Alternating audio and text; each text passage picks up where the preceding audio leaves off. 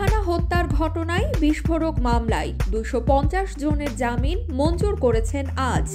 BDR ঘটনায় বিস্ফোরক মামলায় আজ থেকে শুরু হয়েছে বিচার কাজ।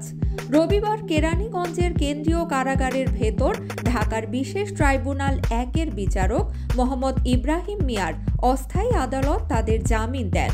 এ সময় রাষ্ট্রপক্ষের আইনজীবী বলেন, তৎকালীন প্রসিকিউশন এই বিস্ফোরক মামলাটি আটকে রাখে। তারা এই মামলার সাক্ষ্য দিচ্ছিল না। পরবর্তীতে অনেক দেরিতে তারা এই মামলার বিচার কাজ শুরু করে।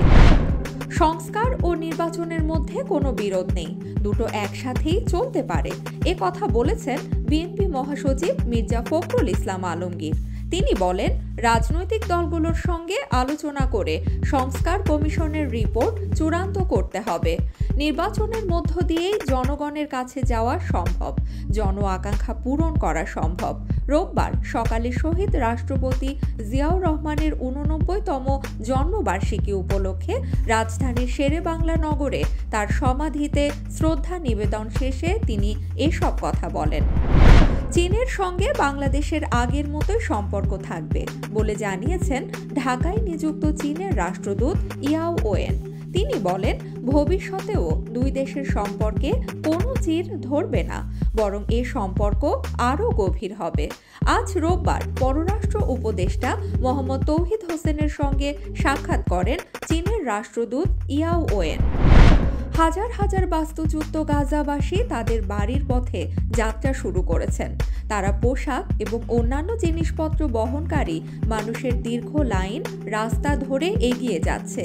আজ রোববার বেলা 11:15টায় ইসরায়েলের পক্ষ থেকে যুদ্ধবিরোধী কার্যকরের ঘোষণার পর বাড়ি ফিরতে শুরু করেছেন গাজার মানুষ। চেক ডিসঅনার মামলায় আওয়ামী লীগের সাবেক এমপি ও ক্রিকেটার সাকিব আল হাসান সহ 4 জনের বিরুদ্ধে গ্রেপ্তারি পরোয়ানা জারি করেছেন ঢাকার একটি আদালত।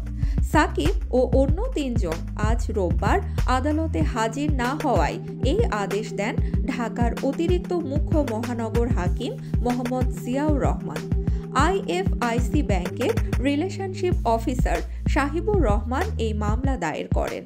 এর পরিপ্রেক্ষিতে গত বছরের 18 ডিসেম্বর ঢাকার আরেকটি আদালত আসামিদের আজকে হাজির হওয়ার জন্য সমন জারি করেছিলেন।